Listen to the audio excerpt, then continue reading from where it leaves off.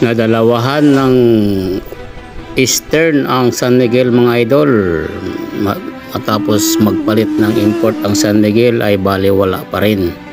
Noong una ay tinalo sila sa Hong Kong sa ESL 71-62 at dito naman ngayon sa PBA ay natalo rin ang San Miguel 99-91. Bakit nga ba natalo mga idol? Marami ang nagsasabi bakit daw ibinabad si Chris Ross ni Coach Leo Austria mga idol hanggang dulo pa mga idol, samantalang malas na malas si Chris Ross.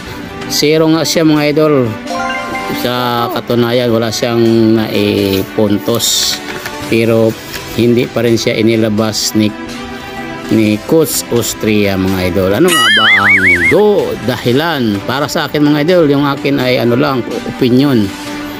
Kaya hindi inilabas si Chris Ross dahil magaling naman talaga si Chris Ross magdepensa, lalo na sa import mga lods.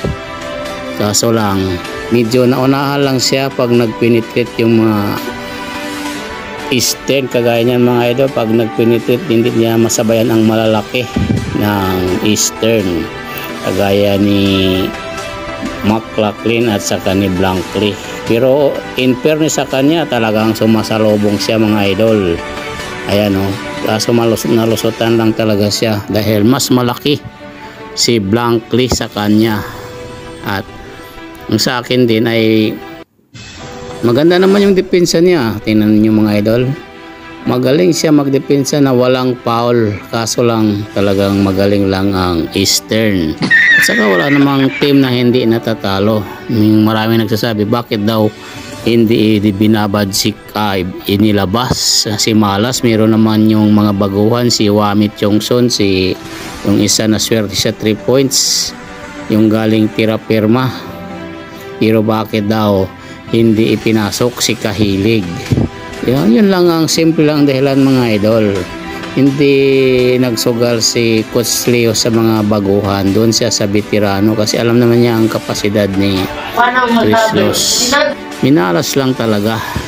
At isa pa, yung sa akin ay baka natakot si Leo Austria na ilabas si Chris Ross uli, kasi nung consultant pa si Leo Austria ay nagkasagutan yung dalawa mga idol. Nagalit si Chris Ross bakit siya pinalabas.